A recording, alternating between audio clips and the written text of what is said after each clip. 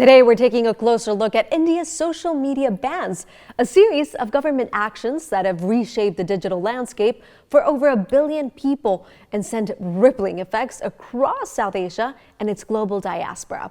From the banning of TikTok in 2020 to restrictions on platforms like Twitter, now known as X, India has positioned itself at the center of a global debate.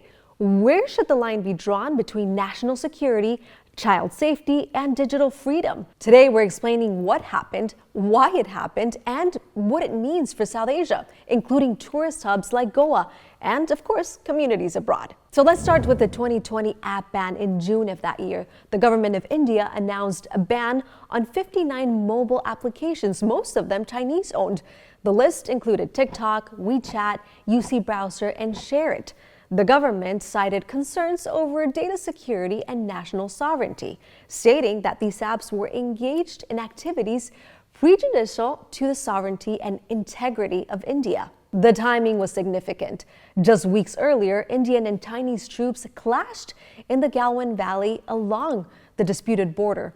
Tensions between the two countries were at their highest in decades. The app ban was widely seen as a digital response to a geopolitical crisis. So by the end of 2020, more than 200 apps had been prohibited under Section 69A of the Informational Technology Act. But India's social media controls did not stop with foreign platforms. In 2021, new informational technology rules required social media companies to appoint local compliance officers, remove content within strict time limits, and trace the first originator of certain messages and respond quickly to government orders. Platforms including Facebook, Instagram, YouTube, and Twitter, or X, faced compliance pressure critics, and they warned that these rules could impact privacy and free expression.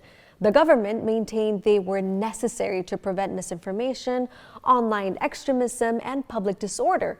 Social media and child safety in recent years, well, this conversation has expanded to include children and teenagers. Indian policymakers have raised concerns about cyberbullying, online predators, social media addiction, and the mental health impact of the constant pressure and criticism on social media platforms.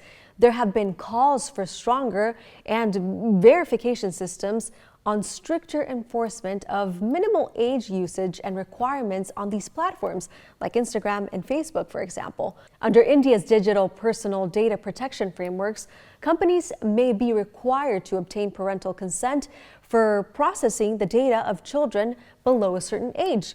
Supporters argue that stronger regulation is necessary to protect minors in an increasingly online society, while critics say overly strict rules could limit access to educational and creative opportunities for young people themselves. So the question remains, how do you protect children without overreaching into personal digital freedoms? Now on to tourism in a digital age. The impact of social media is especially visible in the Indian tourist state of Goa. It's very important. This area is known for its beaches, nightlife, and Portuguese heritage.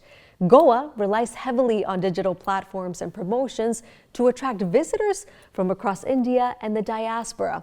Influencers, travel vloggers, and small businesses use the platforms to showcase hotels, restaurants, festivals, and cultural events. So when TikTok was banned, many content creators and small tourism operators lost a major platform for reaching audiences, and some eventually turned to domestic alternatives such as Moj and Josh. In a tourism-dependent economy like Goa's, social media is not just a communication tool, it's a critical marketing engine. For South Asians living abroad in the United Kingdom, Canada, the United States, and the Gulf states, social media is a digital lifeline.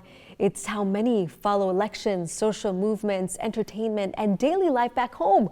So when content is blocked or withheld in India, diaspora communities may experience a different version of events than those inside the country itself. This creates what some analysts describe as a digital border. Information flows differently depending on geography, and for families spread across continents, that can create confusion, even a kind of disconnect. A regional and global trend in India is not alone in asserting greater control over digital platforms. Countries across South Asia, including Pakistan, Bangladesh, and Sri Lanka, have temporarily blocked social media during periods of political unrest. As the largest economy in the region, India's digital policy decisions, well, they carry weight. With more than 800 million internet users, actions taken in New Delhi can reshape global tech strategies. Tech companies around the world now design policies with India in mind. So where does this leave us? For supporters, India's social media bans represent a necessary step to defend national security and protect children in a rapidly changing digital world. For critics, they raise serious questions about free expression, privacy, and government oversight. In Goa, the impact is economic. For young people, the impact is social.